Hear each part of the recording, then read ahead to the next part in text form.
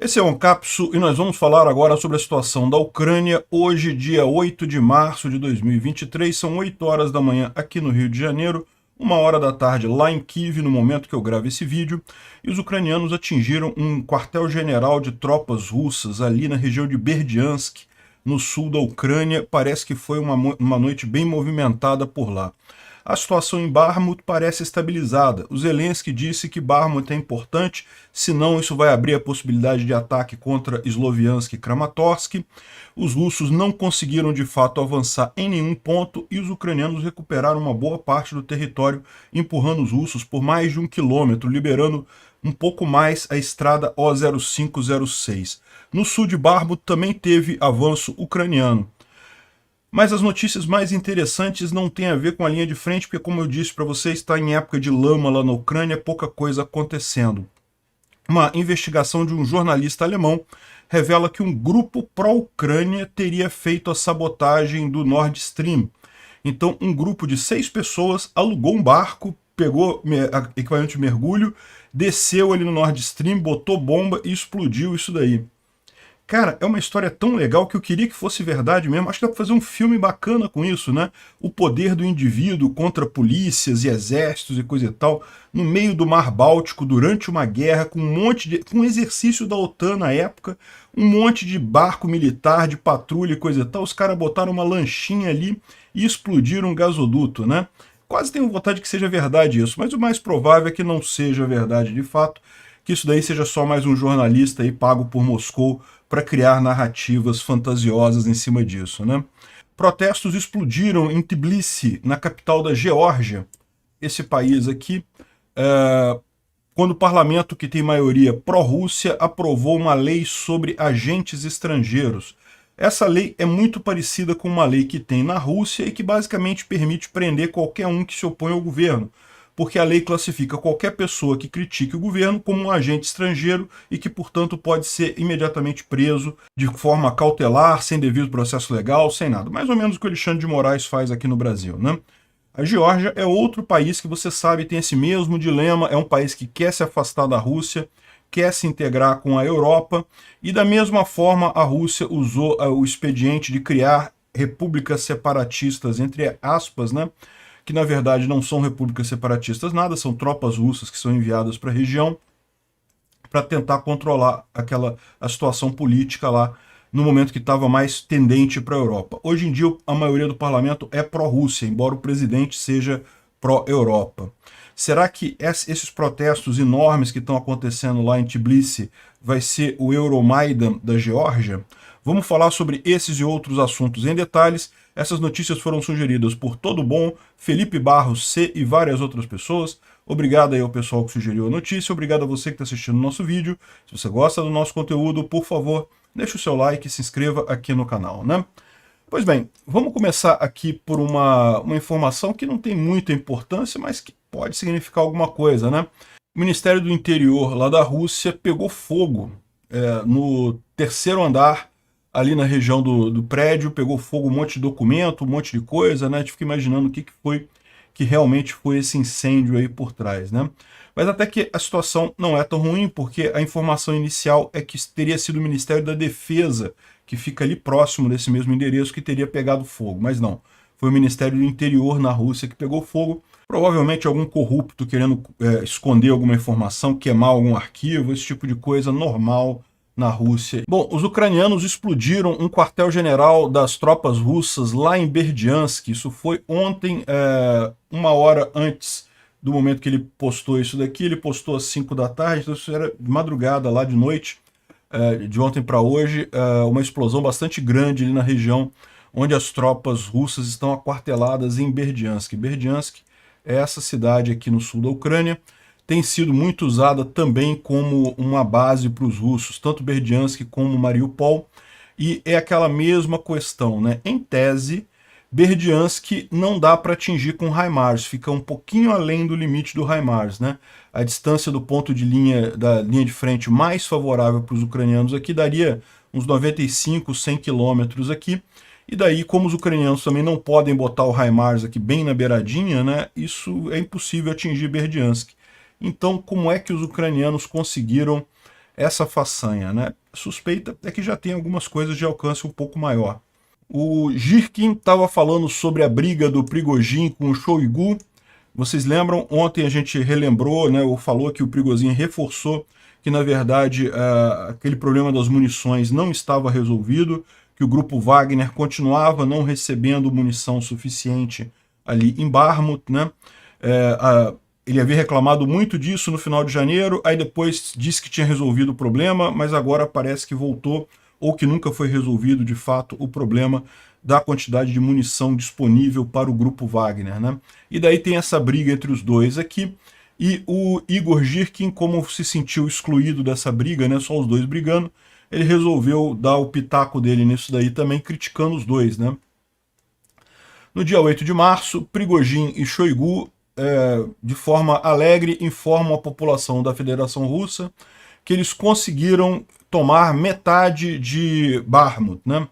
Os russos chamam Bakhmut de Artemovsk, ou Artemivsk.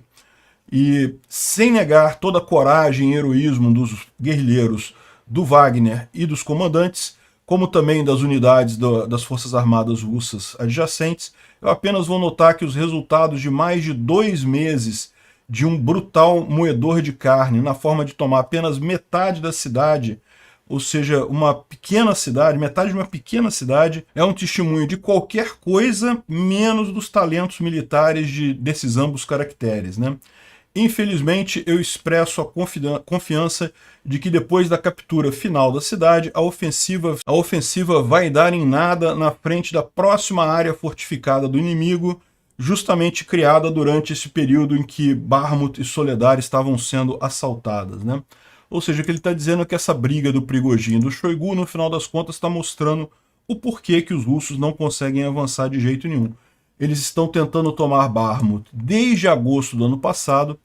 Nos últimos 2 meses, de janeiro para cá, começaram a jogar tudo que eles tinham. Conseguiram, de fato, tomar Soledar, avançar alguma coisa aqui, mas ainda assim tomaram só metade da cidade, né? A situação hoje é essa, até no mapa que já está refletindo. O rio Bakhmutka, que é esse rio que corre aqui dividindo a cidade.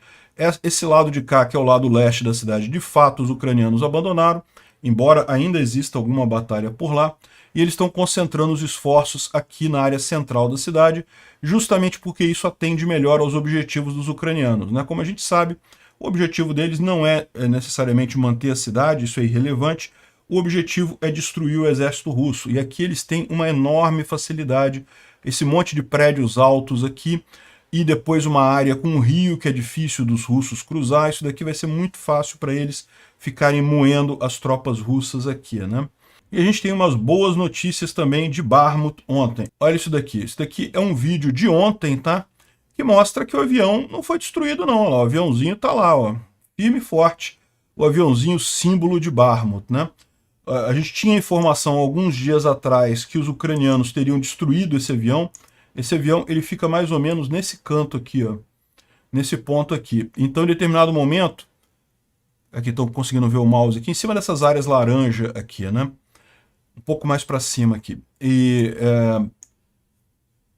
os ucranianos estavam temendo uma chegada dos russos e teriam destruído o avião justamente para os russos não usarem como um troféu, não aparecer nas imagens de propaganda, né? Porque certamente uma coisa que os russos vão fazer muito quando tomarem Bakhmut é propaganda da tomada da cidade, né? E aí o avião, como é muito característico da cidade, eles teriam destruído, mas aparentemente não.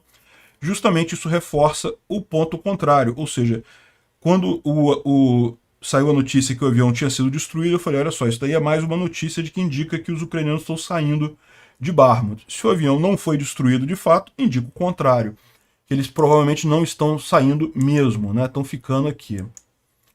Bom, aqui tem uma visão de uma das estradas que está sendo usada pelos ucranianos para abastecimento de Bakhmut, né? Dá para ver que a situação é realmente bastante complicada por lá, e também dá para ver que eles estão usando estradas de terra. Apesar de a gente estar no período da lama lá, o que é bastante preocupante, né?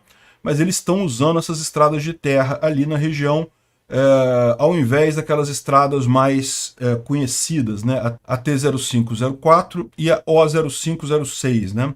Dá para ver que tem muito carro destruído por aqui, ou seja, mesmo essa via aqui, ela está sob fogo dos russos, né? Então não é uma situação fácil para abastecer a cidade, mas ela continua sendo abastecida ali, né? Bom, a gente teve uma boa novidade ontem de uma contraofensiva ucraniana, um contra-ataque ucraniano aqui nessa região de Bakhmut.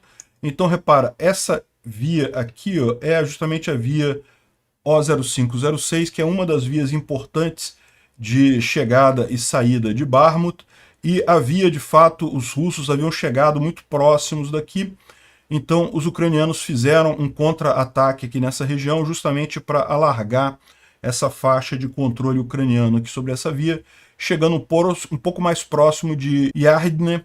Então, não foi uma grande conquista de território, mas isso pode ser importante justamente para manter viva as vias de acesso à cidade, a forma de você conseguir abastecer Bakhmut, né? Ou seja, mais uma vez, isso indica que duas coisas. Primeiro que os russos não estão conseguindo avançar mais. Eles avançaram bastante até coisa de uma semana atrás, mas agora meio que pararam, não estão conseguindo avançar mais e os ucranianos estão conseguindo recuperar algumas pequenas coisas. Aqui no norte, essa foi só o primeiro terreno recuperado pelos ucranianos, mas se você lembrar a mecânica que aconteceu aqui no sul de Bakhmut, né, foi assim também. Em determinado momento, os russos não avançavam mais, aí os ucranianos conseguiram afastar os russos um pouquinho, e a partir daí só conseguiram cada vez mais afastar os russos da T-0504, de forma que, segundo informações, ela está sendo usada também para abastecimento de Bakhmut. Então a T-0504, que já foi uma estrada ameaçada, uma estrada que não podia ser usada, já voltou a ser possível o uso dela, né? Então aqui ao sul também os ucranianos ganharam espaço aqui, ganharam mais algum avanço por aqui. Tem uma imagem dos russos tentando fazer um ataque e sendo repelidos aqui pelos ucranianos nisso daqui, né? O Zelensky falou numa entrevista com a CNN hoje mais cedo que se se eles permitirem que Bakhmut caia para as forças russas, os russos teriam uma estrada aberta para capturar as cidades estratégicas de Kramatorsk e Sloviansk, né? Então, eu mencionei para vocês isso. De fato, Sloviansk e Kramatorsk são as duas grandes cidades do Oblast de Donetsk que ainda não estão nas mãos dos russos, né? Repara que Donetsk vai essa linha tracejada toda aqui, ó. Toda essa linha tracejada aqui ainda é Donetsk, né? Então, em tese, está no objetivo do Putin de retomar a região de Donetsk inteira. E o maior desafio para ele seria justamente tomar essas duas grandes cidades, porque são cidades muito maiores do que, por exemplo, Bakhmut, né? Então, o temor do Zelensky é que, uma vez derrubado Bakhmut, os russos não teriam dificuldade em continuar aqui pela M3, chegando nessas grandes cidades, né? É verdade que tem várias linhas de defesa aqui, em outras cidades menores, tem uma série de pequenas vilas aqui, mas de fato você vê que entre Bakhmut e Kramatorsk e Sloviansk não tem nenhuma grande cidade. Bakhmut é a última cidade um pouquinho maior que ainda tem nessa região, fora isso não tem nada, né? É lógico, eles virem aqui por Konstantinivka, Oleksievo, Druskivka, por aqui seria mais complicado, tem várias cidades grandes também muito bem defendidas por aqui, mas aqui por esse caminho tem pouca coisa que poderia parar os russos por aqui, né? Então, isso é o que falou o Zelensky para justificar o fato de que ele decidiu, junto com os generais deles, manter Bakhmut, ou seja, não vão abrir mão da cidade, não vão recuar da cidade. É fato que muitas unidades estão recuando de Bakhmut, porém, essas unidades que estão recuando estão sendo substituídas por unidades novas, ou seja, trata-se de uma rotação de tropas, o que é esperado nesse caso. Então, eu acho que nesse momento não tem mais nenhuma dúvida que, seja a decisão certa, seja a decisão errada, a decisão foi tomada. Os ucranianos vão tentar manter Bakhmut, né? Bom, vamos dar uma olhada no resto da linha de frente. Como eu falei para vocês, a gente está no período da lama, então tem muito pouca mudança de fato em qualquer lugar que seja, mas vale a pena a gente dar uma revisada só para ter garantia aqui. E, de novo, os russos tentaram avançar aqui em Grianikivka, não conseguiram avançar, ou seja, parece que a eventual grande ofensiva russa que estavam preparando aqui em Kupiansk não rolou. Parece que também em Nevsk, Spirne e Bilorivka também teve tentativa de avanço, mas também sem sucesso aqui, ou seja, na parte norte do fronte, lá em Luhansk, tem muito pouca coisa se movendo, né? Aqui na região de Bakhmut é onde tem mais ação, né? Apesar da lama. Novamente, os russos tentaram aqui chegar em Fedorivka, Zalizniansk e outras cidades aqui também sem sucesso avançar por aqui, né? E também ao sul também houve tentativa de avanço, mas também não teve nenhum sucesso. É lógico, essas informações que ele passa aqui são justamente as informações chanceladas pelo Ministério de Defesa ucraniano, que basicamente fala sobre os ataques russos, mas não fala muito sobre os ataques ucranianos por motivos de manter a informação contida, né? O exército ucraniano conseguiu diminuir ou até parar o avanço russo no norte de Bakhmut, ou seja, eles não têm feito praticamente nenhum progresso pelos últimos dias. No sul, os ucranianos conseguiram defender a T-0504, então as forças russas estão provavelmente a 2 a 3 quilômetros da estrada, sem linha de visão. É lógico, isso não torna a situação simples para usar a estrada, mas é muito mais fácil do que estava algumas semanas atrás, né? Aqui, quando ele publicou essa thread dele, ele não chegou a falar sobre esse avanço ucraniano no norte também, que aconteceu ontem, né? Pode ser que ele não tenha ainda recebido a informação, né? Enfim, é isso daí, muito pouco avanço no final das contas, muito pouca alteração nesses dias. Isso é esperado continuar por pelo menos mais algumas semanas, até que a primavera realmente comece e o solo seque novamente. Bom, o Instituto para Estudo da Guerra fala aqui sobre a opinião dele sobre o discurso do Zelensky, né? O Zelensky disse que uma captura da cidade de Bakhmut permitiria às forças russas uma estrada aberta até Kramatorsk e Sloviansk. E o Instituto para o Estudo da Guerra continua a dizer, porém, que as forças russas não têm capacidade de explorar uma eventual captura tática de Bakhmut para gerar efeitos operacionais reais, né? Ou seja, é muito provável que a situação ali no fronte, se Bakhmut cair, a ofensiva russa vai culminar com isso. Vai chegar ao máximo, vai ser isso mesmo, eles não vão ter força para avançar adiante, né? Ele diz aqui que, por que ele diz isso? As forças russas provavelmente não têm o equipamento mecanizado necessário para avançar além de Bakhmut, e os destacamentos de assalto usados contra Bakhmut não seriam capazes de conduzir uma guerra de manobras, né? Ele fala que alguns outros assuntos, essa coisa aqui do Shoigu não tem muita importância, o Shoigu fez um pronunciamento, mas só mais do mesmo, nenhuma novidade. Teve uma troca de prisioneiros, a gente vai falar sobre ela daqui a pouquinho. E tem a questão do New York Times, que reportou uma investigação de um jornal alemão que disse com baixa confiança e com inteligência não verificada que um grupo pró-ucraniano que fez o ataque no Nord Stream. Vamos ver isso daí também, a gente vai falar sobre isso, né? Outra notícia também interessante é que ele, segundo o general James B. Hacker, que é comandante das Forças Aéreas Americanas, ele disse que a Ucrânia já tem o JDAM-ER, já está com a munição JDAM-ER. Vamos ver se vai usar, se não vai usar, quando vai usar. Talvez já esteja usando, né? A gente já falou sobre isso. Esses alcances, essas cidades que estão sendo atingidas bem na retaguarda, pode bem ser esse tipo de munição, né? Bom, boa notícia, houve uma troca de prisioneiros. 130 ucranianos foram retornados das prisões russas no procedimento de troca, entre eles 87 defensores de Mariupol, e também tem alguns capturados durante a defesa de Bakhmut e Soledar, né? Inclusive 4 mulheres nesse grupo, né? Então muito bacana, sempre bom ter esse tipo de notícia, né? O grupo Wagner está cada vez mais desesperado por pessoal, né? Olha só que coisa. O grupo Wagner começou a recrutar pacientes de clínicas neuropsiquiátricas. Eu fico me perguntando se isso é uma decisão inteligente, né? Eu entendo que ele consiga trazer esse pessoal, que esse pessoal é meio doente, igual o pessoal do grupo Wagner, mas será que esse pessoal é operacional mesmo? Dá para fazer alguma coisa com isso? O risco não é maior do que um eventual ganho que eles consigam, né? E quem está fazendo coisas desse tipo também é o o exército russo. O exército russo também está com problema de gente, né? O Putin está adiando a mobilização aberta, continua fazendo a mobilização escondida, né? Mas o que eles estão fazendo agora?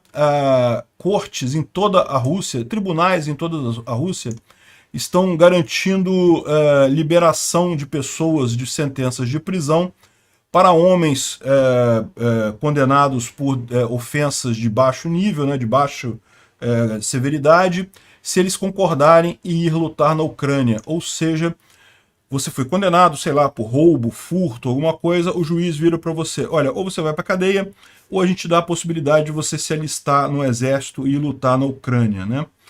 Olha o nível de desespero desse pessoal para estar fazendo esse tipo de coisa. É mais um sinal da tal criptomobilização, né? Mobilização escondida que o Putin está fazendo lá. E isso mostra também a grande perda de pessoal que os russos estão tendo nessa guerra, né? Mas a grande notícia de ontem foi essa reportagem aqui do Roger Stark, que escreveu para o Zeit, lá na Alemanha. Isso aqui é o artigo original, tá? Aí depois vários meios de comunicação copiaram esse artigo, né? Então o New York Times falou, vários outros jornais grandes falaram, né? Que, segundo a investigação desse cara aqui, os investigadores alemães identificaram que o ataque ao Nord Stream, ao gasoduto Nord Stream, foi feito por um grupo de 6 pessoas, que era um grupo que seria pró-Ucrânia, né? Eles alugaram um barco de uma companhia que é de propriedade de ucranianos, 6 pessoas, 2 deles mergulhadores, teriam então, esse grupo teria atuado lá na Alemanha, alugado esse iate que pertenceria a uma firma ucraniana, ido com esse iate até o lugar lá da explosão do Nord Stream. Aí os 2 mergulhadores desceram, botaram explosivos no Nord Stream e fizeram a explosão e causaram o rompimento do Nord Stream, que ele está falando aqui. Segundo eles estão dizendo, é nesse caminho que está a investigação alemã do caso, né? A gente sabe que os suecos e os alemães já investigaram, já sabem quem é o culpado, mas eles não estão falando quem é o culpado, justamente porque é a Rússia. Todo mundo sabe que foi a Rússia que fez a explosão do Nord Stream. E se a Alemanha e a Suécia falarem que foi a Rússia, pela regra da OTAN, isso é um ataque a território da OTAN. Isso exigiria uma resposta imediata contra a Rússia. A OTAN não quer entrar nessa guerra. A OTAN prefere que a coisa continue do jeito que está, eles ajudando a Ucrânia e a Ucrânia fazendo o trabalho de derrotar o exército russo, né? Então a gente sabe que são os russos que fizeram esse ataque no Nord Stream. Eu já expliquei para vocês por que eles fizeram esse ataque no Nord Stream. Mas é verdade que tem aquela outra possibilidade também, que eu digo para vocês, que eu acho que talvez seja até mais provável agora a essa altura, que é a possibilidade do acidente no Nord Stream 2. Mas enfim, qual que é a ideia que eles falaram aqui? Esse grupo de 6 pessoas, embora seja um grupo pró-Ucrânia, que teve apoio ucraniano, ele não é um grupo ligado diretamente ao governo ucraniano. Ou seja, não seria o Zelensky, o governo ucraniano, que teria comandado esse ataque ao Nord Stream 2, mas sim algum grupo pró-Ucrânia de algum ponto ali, né? Então eles fizeram aqui, a nacionalidade dos perpetradores não é clara, então eles usaram passaportes falsos profissionais. O curioso é que ele diz que isso daqui foi realizado por grupos pró-ucranianos, mas a única ligação com a Ucrânia que ele demonstra aqui é que o barco foi alugado de uma companhia ucraniana. Ora, se a companhia alugou o barco, não necessariamente ela sabia para que o barco seria usado, nessa hipótese aqui, né? Enfim, ele fala que também que não descartam a possibilidade de uma false flag, ou seja, que teria sido os próprios russos fazendo, mas enfim, no final das contas não tem nada aqui, ou seja, é claramente mais uma matéria bancada pelos russos para dizer que foram os ucranianos, para causar tumulto nessa história, para tirar a culpa deles próprios, né? O fato é que, como eu disse para vocês, claramente foram os russos que causaram essa explosão do Nord Stream 2. Eu, sinceramente, gostaria que fosse verdade isso. Acharia legal, olha só, mostra como indivíduos, se eles quiserem, eles podem se organizar e combater até mesmo grandes exércitos, grandes potências econômicas da área, né? Mas a verdade é a seguinte, essa operação pode parecer simples, botar 2 mergulhadores para descer 47 metros, botar bomba no gasoduto e coisa e tal, mas isso não é tão simples de fazer assim não, tá? Os gasodutos são feitos para resistir a grande quantidade de pressão.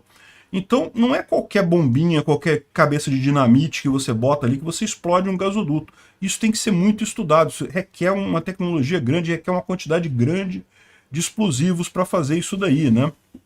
E, lógico, esse pessoal especializado, se mexendo, passando pela região ali, passando pelo porto e coisa e tal, ia levantar suspeitas imediatamente, né? O que os caras estavam fazendo? Mergulhar no Mar Báltico? Não faz sentido isso, né? Enfim, 47 metros de profundidade é sim possível um mergulhador ir, né? Na verdade, não é nem tão difícil assim.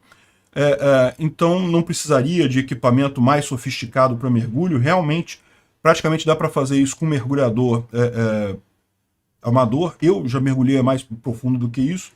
Então, é possível essa parte da história. Mas, como eu disse, você explodir um gasoduto não é uma coisa simples. A quantidade de explosivo, a forma como você planeja isso, não é algo simples mesmo, né? Mas a cada dia que passa, eu me convenço mais daquela hipótese do acidente que foi levantada por alguém aqui. Eu já falei sobre isso alguns dias atrás, né, que foi levantada por um especialista americano. Qual que é a hipótese do acidente? A hipótese do acidente é que, na verdade, o primeiro vazamento foi um acidente de fato. Depois houve a explosão. Então, qual que é a ideia? Por que eles dizem que essa hipótese é uma hipótese importante? Porque, repara, o vazamento no Nord Stream 2 foi aqui, ó.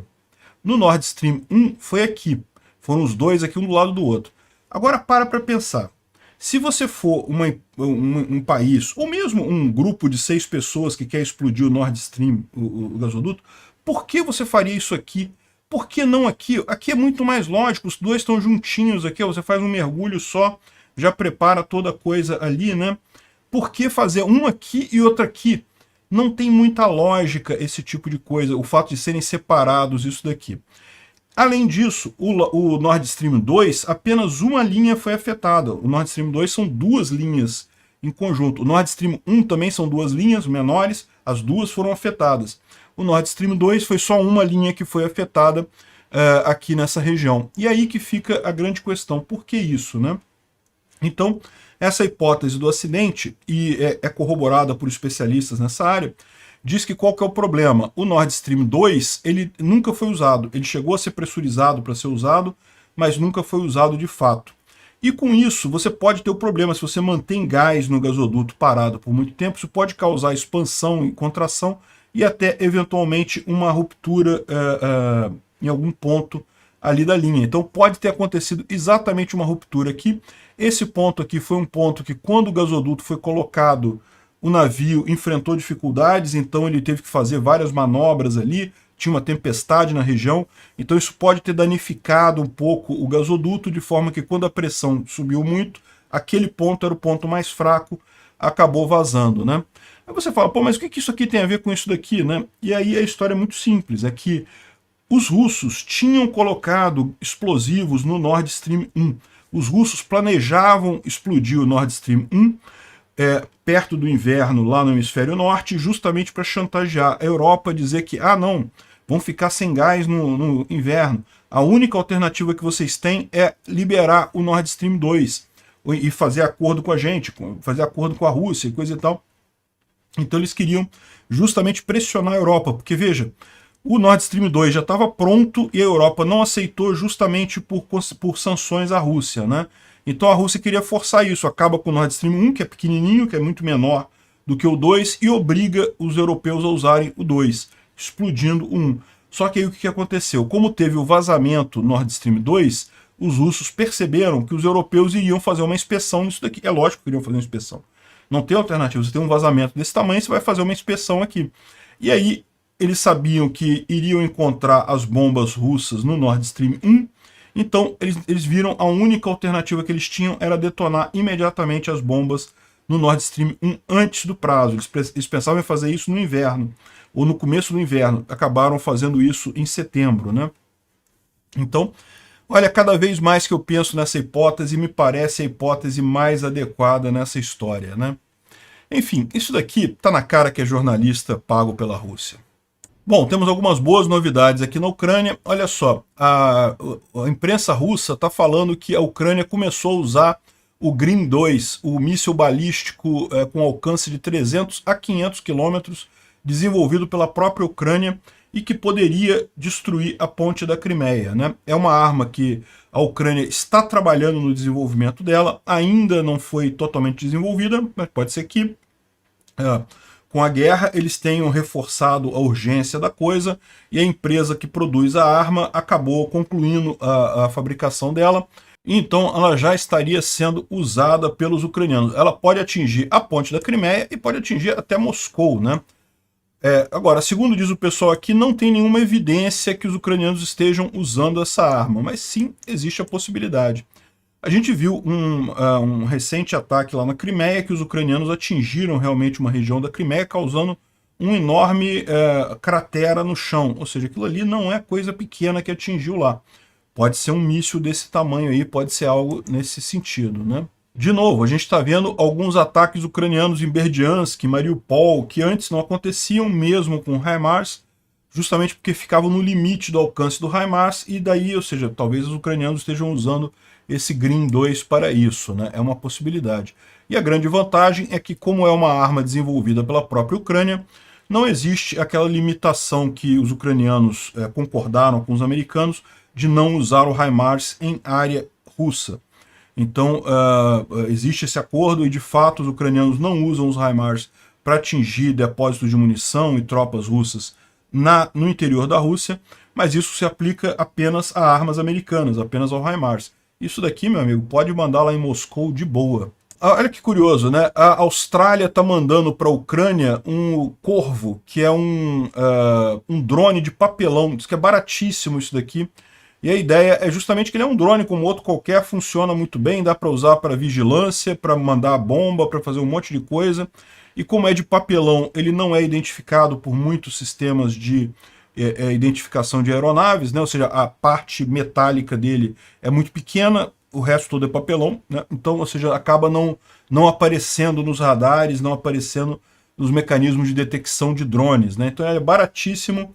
E não foi informado quantos foram enviados, quantos desses sistemas foram enviados para Kiev, mas houve alguma quantidade que foi enviada, né? Vamos aguardar para ver que tipo de estrago que os ucranianos conseguem fazer com um drone de papelão. Muito legal, muito boa ideia, realmente faz todo sentido, né? Como a gente mencionou já lá no Instituto para o Estudo da Guerra, os comandantes das forças aéreas americanas na Europa confirmaram que a Ucrânia já possui o JDAM-ER, ou seja, é aquela bomba que é lançada a partir do avião, e ela abre as asas e ela vai planando, e ela tem um guia de GPS que garante uma alta precisão no alvo dela, né? O alcance aqui é 72 km, mas é 72 km a partir do lançamento. Como ela pode ser lançada por avião, o avião pode muito bem entrar aqui, invadir essa área aqui, lançar a bomba a partir daqui, e daí poderia atingir Berdiansk, Mariupol,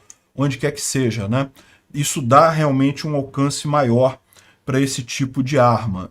De novo, a gente não sabe se é isso que eles estão usando em Berdiansk ou Mariupol, pode ser o Green 2 também, mas são as alternativas aí. A gente sabe agora que os ucranianos já têm essa arma aqui para ser usada, né?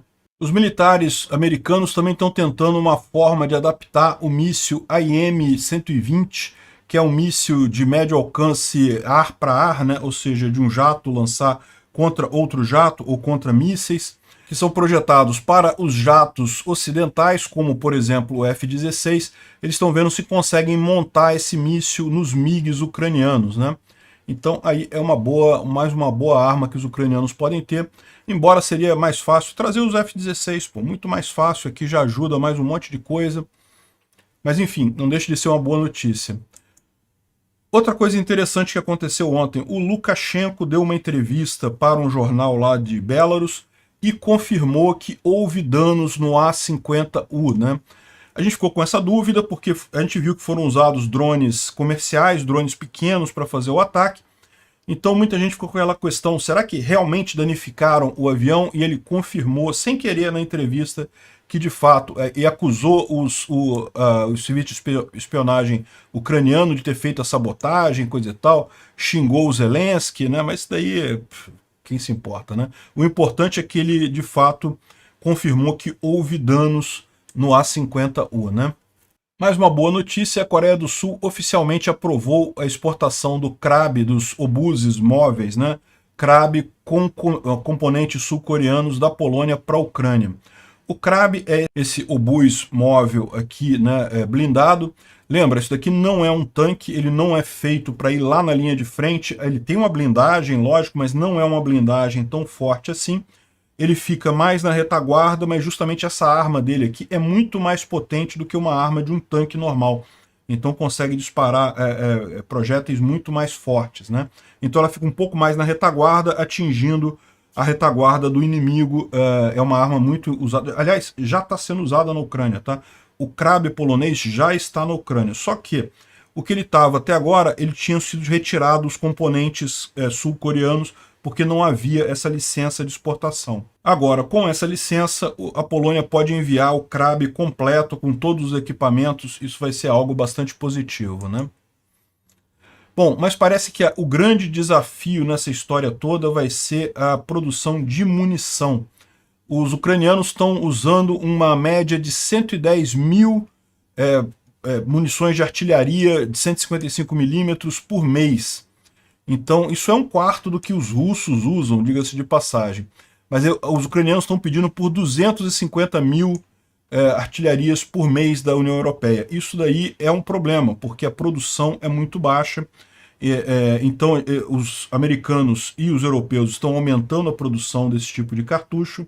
Por hora, estão consumindo as eventuais reservas da OTAN e da região ali, mas isso não é sustentável, né? Mas, de qualquer forma, isso é normal.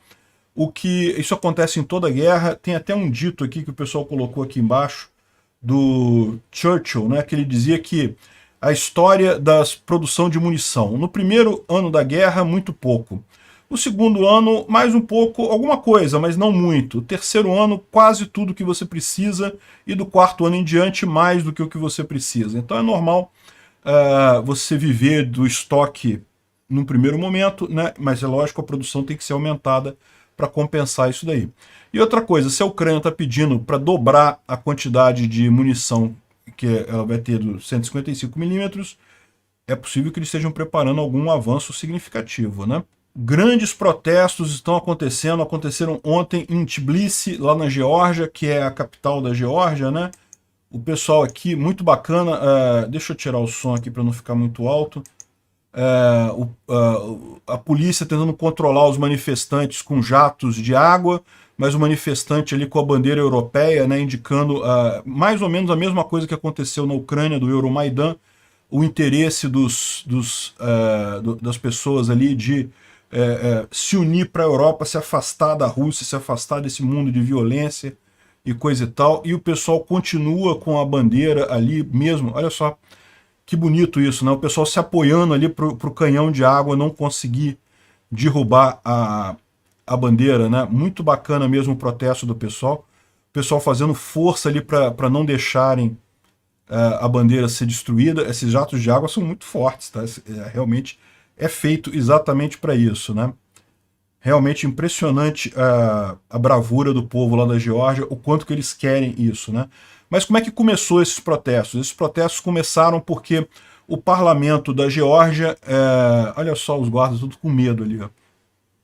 O parlamento da Geórgia aprovou uma lei chamada Lei dos Agentes Estrangeiros. Existe uma lei similar a essa lá na Rússia, que justamente é uma lei que diz que praticamente qualquer pessoa pode ser, se você criticar o governo, fizer qualquer coisa que o governo não gosta, você é acusado de ser um agente estrangeiro, e com isso você pode ser preso sem devido processo legal, sem nada, pode ser imediatamente preso, coisa e tal. E penas são muito duras, então acaba, no final das contas, permitindo uma censura absurda. É quase no nível Alexandre de Moraes lá que eles estão chegando. O Alexandre de Moraes também faz isso aqui no Brasil, né? Qualquer coisa que critica o TSE, critica o Lula, critica a esquerda, é prisão na hora, vai pra cadeia, não tem esse negócio de devido processo legal, onde tem isso, né? Se derem a ideia dessa lei de agentes estrangeiros para o Alexandre de Moraes, ele vai adorar. Vai dizer que todo mundo aqui no Brasil que apoia Bolsonaro é agente estrangeiro e pronto, né? Mas, enfim, essa lei lá na Geórgia foi passada pelo parlamento, foi aprovada pelo parlamento, o parlamento é de maioria pró-Rússia. Da mesma forma que aconteceu no Euromaidan, haviam já questionamentos sobre a efetividade das eleições, se as eleições realmente foram justas no final das contas. Então, mas isso não impediu ninguém de governar, os caras tomaram posse, só que agora estão fazendo essa lei pró-Rússia, e com isso está gerando a revolta lá nos cidadãos lá da Geórgia, porque eles sabem que isso é mais um passo na tomada de poder da Rússia, da tomada de poder na Geórgia pela Rússia. É o que a Rússia queria fazer lá na Ucrânia com os presidentes fantoche ucranianos, né? Aqui na Geórgia não é o presidente que é o problema, o presidente é pró-Europa. É o primeiro-ministro que é pró-Rússia e ele tem o parlamento é pró-Rússia, né? Aqui está o pessoal gritando Putin ruilo.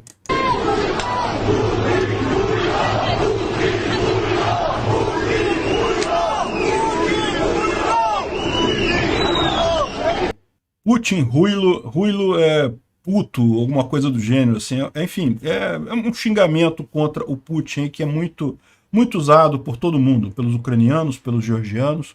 Enfim, e parece que uma parte desse grupo estava indo em direção à prisão do antigo presidente da Geórgia, o Mikhail Saakashvili, que é aquele rapaz que a gente falou, que ele tem ligação com a Ucrânia, ele foi preso recentemente e está na cadeia muito mal, aparentemente foi envenenado e coisa e tal, e o pessoal está fazendo uma grande ação diplomática para tentar que a Geórgia libere ele da cadeia.